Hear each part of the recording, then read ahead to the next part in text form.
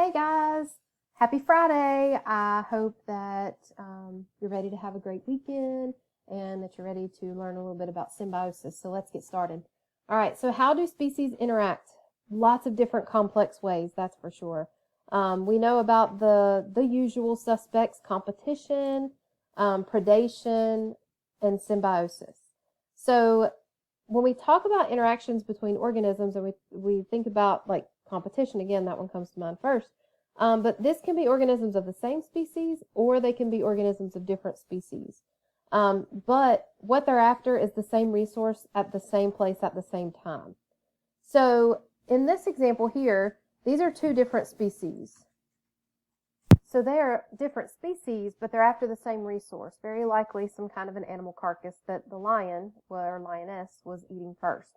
So food definitely sparks competition, water and shelter as well. Monkeys compete with each other and other animals for food. Another good example of competition is for mates. So that's, of course, within the same species. But these rams are going to compete with each other for mates, and they literally will butt heads until they're just completely crazy. They have a double skull to be able to protect their brain. So it's some really cool adaptations there. If you think about characteristics of living things, but really cool adaptations that let them do that. But then once they have a for sure winner, that's going to be the one that's going to be able to mate. Okay. Predation is our other example. And so predation is when we have one animal capturing and feeding on the other. The one that does the capturing and feeding is the predator, and the one that is eaten is the prey. So that doesn't just have to be these large-scale predator-prey relationships that you're used to seeing on videos, but smaller scale too, snakes and frogs, and then microscopic level as well. This is a paramecium. Breaking open another paramecium is going to feed on that one as well. So that's pretty cool. Another example, wolves and moose. And so if we follow their population lines, you know, it almost looks like a DNA double helix, but they are going to drive one another's population. We talked a little bit about this yesterday. Well, actually, today that I'm recording this video is Thursday, so we talked a little bit about that on Wednesday. But, you know, as this, for example, let's look at this big peak here for wolves, and that is right around a big drop from of the moose, and so that plummets the wolf population because there's not enough to keep them fed. So they drive one another. So I want you to pause this video here and try to answer these questions. All right, so if you have paused, that's excellent. If not, then this one's pretty easy to put into order because it's already in order. So our prey population rising, yeah. This one is E, and then it's A, B, C, D. That's it. Okay, so this one we have the prey population rises, and that's all we can say about this because we don't have enough evidence of the predator population to be able to say why. So anyway, that one is E. This one right here is B. Predator population rises due to an increase in prey population. So if you look at your prey going up, your predators can then go up. But then what's going to happen is C. It's going to push the prey population down because of this increase in predation. And then right here, as the predators go down, as the prey goes down, it pulls the predators down. So this one would be D because it's your predator population. And then finally right here, because the predators have dropped, the prey can increase due to a decline in the predator population. So that one is A. So again, that was E, B, C, D, A. Okay. So some very cool relationships here. Camouflage. This is an outcome of predator-prey relationships. If this little span worm looks like a twig, he's going to be less likely to be eaten for the worm that he is. This chameleon here, if you didn't see it, here he is. This is his head. There's an arm, there's his body, there's another leg, and there's the tail. That's called a casque-headed chameleon on a tree in Kenya. Another cool predator-prey relationship, or another cool thing that predator-prey interactions bring about is mimicry. And so mimicry is exactly what it sounds like. If someone mimics you, they're copying you.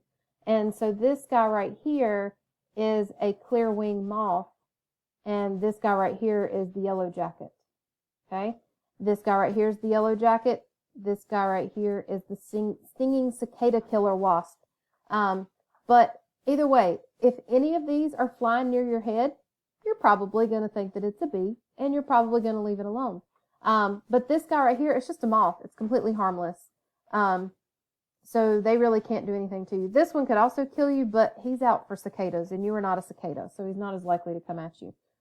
But not just for humans, but if any organism has bees flying at them, or bee-looking organisms flying at them, they're just going to be more likely to leave them alone. So mimicry works pretty well. Just like this guy, if you're walking through the forest, you're probably not going to hang around too long if something that looks like a snake goes sticking its head off of a tree to check you out, right? So this is what a snake looks like when he does that. And this is what a hawk moth larva does. And they basically fan their bottom end out and have these little colorations here that look like eyes. It's a very cool thing, if you ask me. So very cool adaptation. Both of these species are noxious, and they look just like one another, so you wouldn't be very likely to know which one was which. And noxious means poisonous or taste bad. And so if you are a bird that's going to eat these butterflies, and you know that they taste bad, you're not going to waste your time on any that look like that. Okay?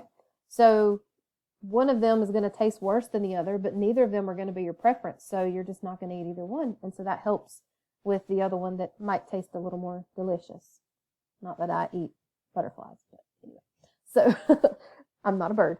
So anyway, moving on. So that brings us to symbiosis, and this is our third type of interaction here, and this is where we're really going to be focused today.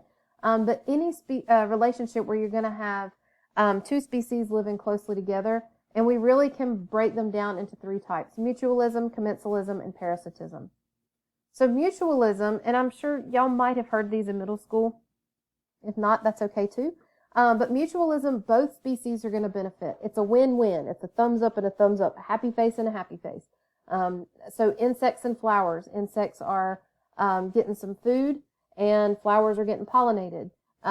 These guys riding on the back of this rhinoceros, the rhinoceros gets his bugs picked off of him, and so he's happy about that. And the birds are happy to get a free meal off the back of their rhinoceros friend. Okay? Now that's going to be different from some of the others that we're going to see, so just hang tight with that. But commensalism, so this is where we have one is benefiting and one is neither helped or harmed. So a thumbs up and a thumb sideways, so, it's neither one. It's just, it is what it is. And this is the one that was on your vocab quiz yesterday. So barnacles on a whale. The whale is not harmed by these barnacles. They look bad. They look like they're these horrible indentations in the skin, but they're not. They literally just sit on the surface of the skin. They attach. The whale doesn't know if they have them or not. They don't feel them. They're not harmful. And so they do nothing to the whale. But it's a huge benefit to the barnacle because the barnacle is a filter feeder. It's actually an organism. I know it just looks like calcium buildup, but it's actually an organism. And they are going to get to go and travel into all sorts of nutrient-rich waters and be able to filter nutrients out of that. So it would definitely be a benefit for them. Now here is a commensalism example of birds and livestock, and this is a cattle egret. And this cattle egret here is doing nothing for the cow. The cow doesn't care. They can stand on the cow, and it's not going to bother the cow. Cow's, a few 100-pound animal, and a bird weighs a few ounces, so not going to hurt them. But he's not going to pick ticks and fleas off of him, okay?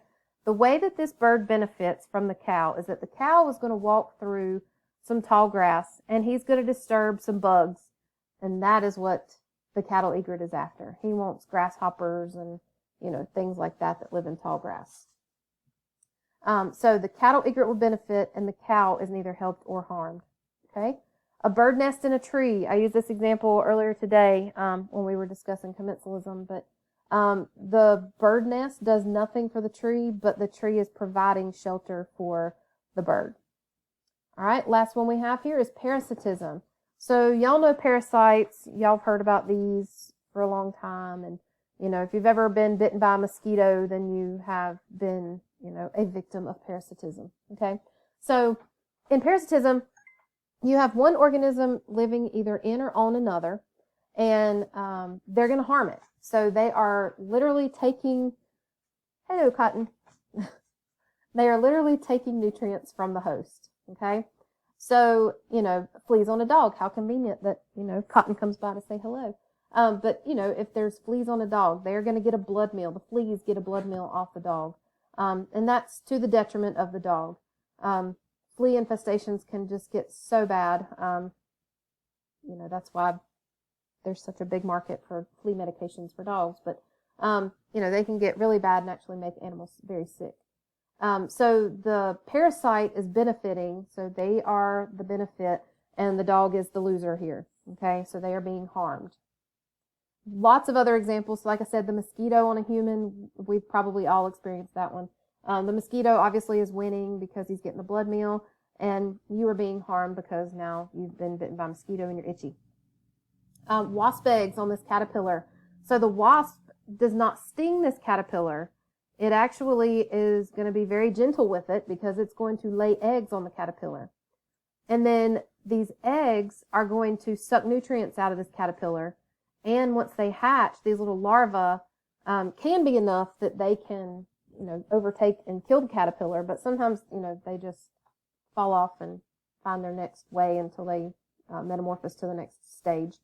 And these guys, this is terrible looking. Sea lampreys, they're like giant leeches that can attach to these fish and suck their fluids and things like that. And yeah, so no good there. But, you know, obviously the lamprey is going to be benefiting and the fish is going to be losing. Okay. So I hope that this makes sense. And here's just a last little rundown of symbiosis. Remember, mutualism is both species benefit, the bee and the flower. Commensalism is one benefits and one is neither helped or harmed, the barnacle, the whale. Okay. And then finally, parasitism is somebody wins and somebody loses. One main thing that I want you to notice there is that what do you notice happens in all three of these types of relationships? So which thumb did we have in every single relationship? Somebody benefits. Okay.